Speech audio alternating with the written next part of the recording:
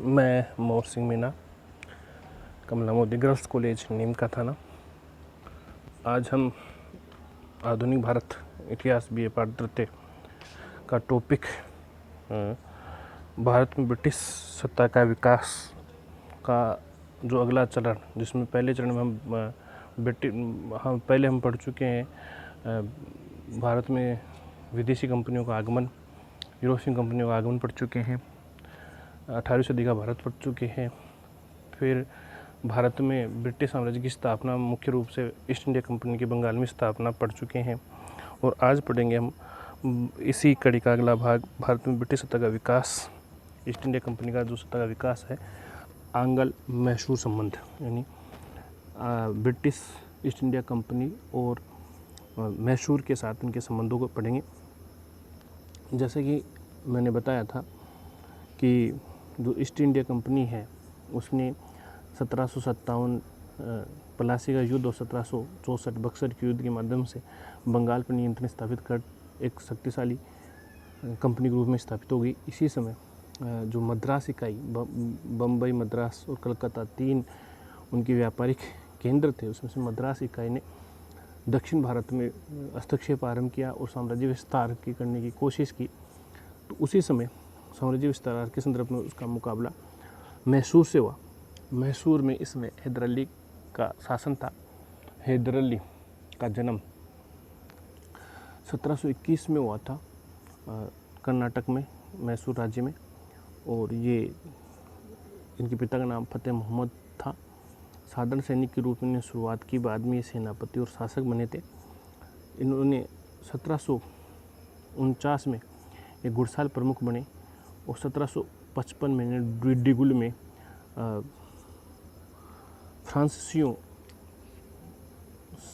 के माध्यम से सेना को प्रशिक्षित करवाया, आधुनिक सेना की स्थापना की, डिगुल में शस्त्रागार की स्थापना की, प्रशिक्षण की स्थापना की, 3000 सेना, पैदल और 1500 घुड़सवारों को एकत्रित किया।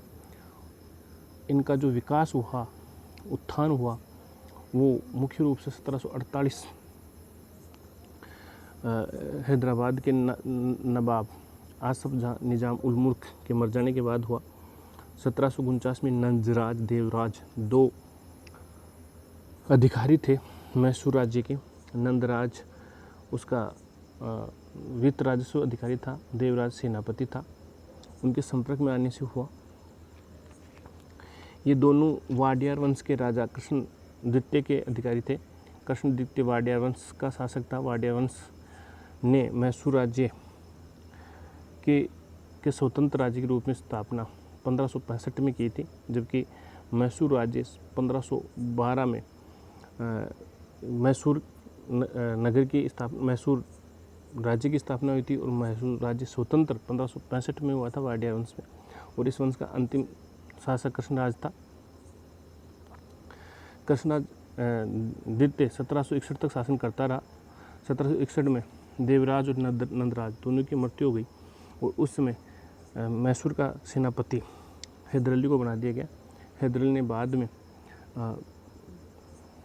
वाडियार वंश के शासक कृष्णराज को हटाकर खुद शासक बन गया और 1761 से 1782 तक हैदर अली शासक रहा मैसूर का। और 1782 से 1799 तक टीपू सुल्तान मैसूर का शासक रहा। टीपू सुल्तान की मृत्यु 1799 में हो गई। उसके बाद ईस्ट इंडिया कंपनी ने मैसूर राज्य पर अधिकार कर लिया और मैसूर राज्य वापस वाडियार वंश के शासक को दे दिया गया।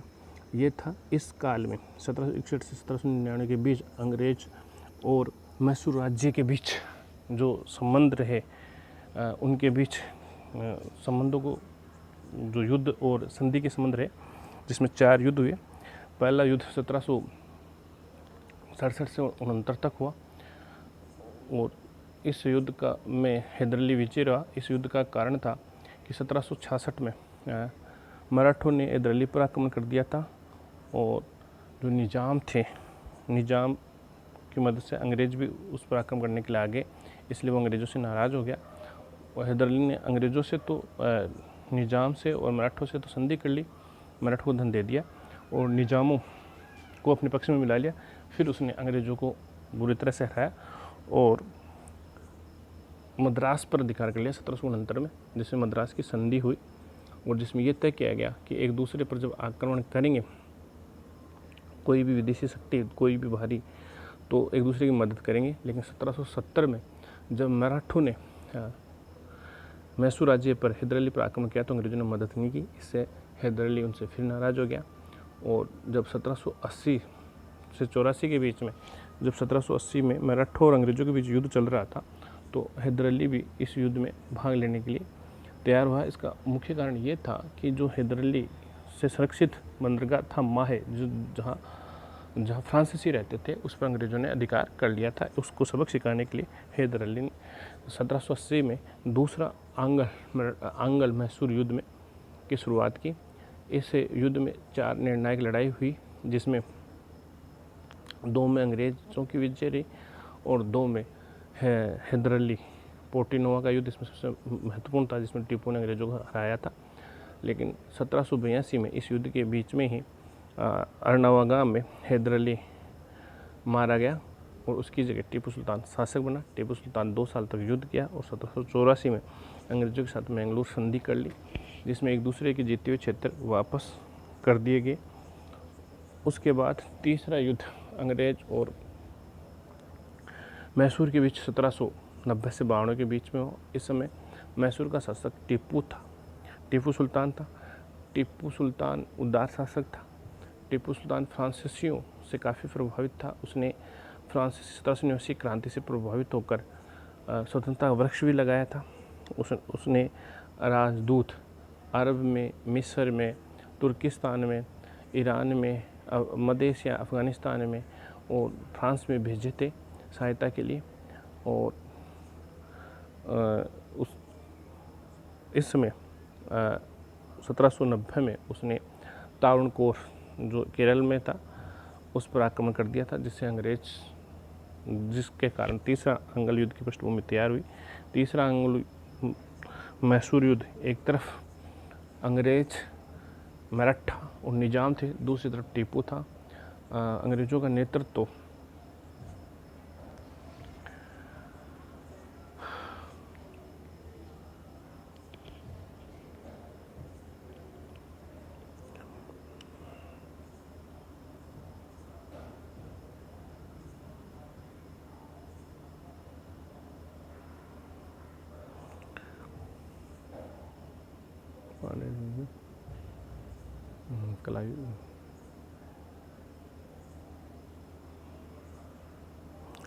इस तीसरे युद्ध में अंग्रेज, मराठा और निजाम की विजय हुई। टीपू सुल्तान हार गया और श्रीरंगपट्टनम की संधि 1792 में उसने की।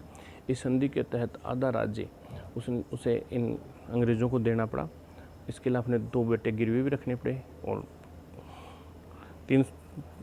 काफ़ी पैसा युद्ध हर्जाना 330 लाख रुपए हर्जाना भी देना पड़ा। ठीक है। इस युद्ध के बाद, युद्ध के समय अंग्रेज गवर्नर ने कहा था कि मैंने मित्रों को बिना शक्तिशाली किए ही दुश्मन को कमज़ोर कर दिया, क्योंकि इस युद्ध में अंग्रेज जीत सकते थे, लेकिन बीच में ही संधि कर ली ताकि निजाम और मराठों को इस राज्य का जो विजित था उसका ज़्यादा हिस्सा न मिले। ठीक है, ये इस युद्ध में उसका हुआ। इस युद्ध से वो टीपू सुल्तान दुखी था, इसलिए टीपू सुल्तान फिर युद्ध करना चाहता था और अंग्रेज भी टीपू सुल्तान का शासन को समाप्त करना चाहते थे। इसलिए 1799 में चौथा आंग्ल मैसूर युद्ध हुआ। इस युद्ध में ईस्ट इंडिया कंपनी ने